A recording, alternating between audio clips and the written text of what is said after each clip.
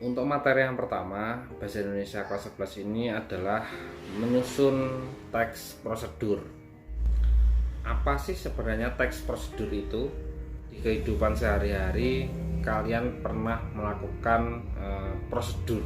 Misalnya dalam membuat SIM, dalam membuat makanan, itu ada prosedurnya, ada langkah-langkahnya. Itu adalah prosedur. Nah, kalian bisa buka buku paket ya di link di atas, buku paket Bahasa Indonesia kelas 11 halaman 8, yaitu di file PDF, link di atas kalian buka, silahkan. Kemudian di dalam bagan halaman 8, yaitu cara menyusun teks prosedur ada empat langkah ya. Yang pertama adalah mengonstruksi informasi dalam teks prosedur. Kemudian merancang pernyataan umum dan tahapan-tahapan. Kemudian yang ketiga, menganalisis struktur dan kebahasaan teks prosedur. Kemudian yang terakhir, mengembangkan teks prosedur.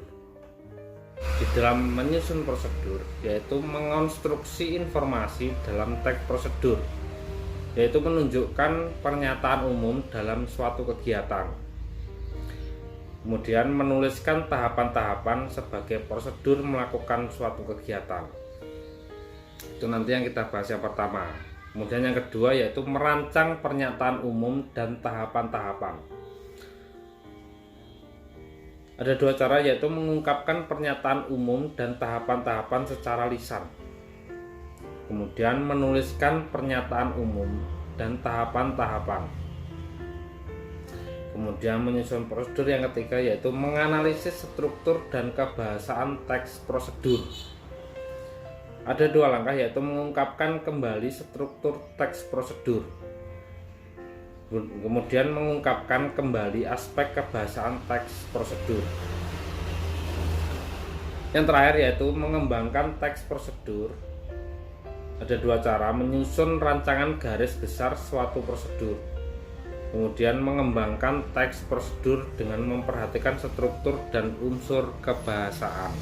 Nah, jadi keempat langkah ini, keempat cara menyusun teks prosedur ini nanti kita bahas satu persatu untuk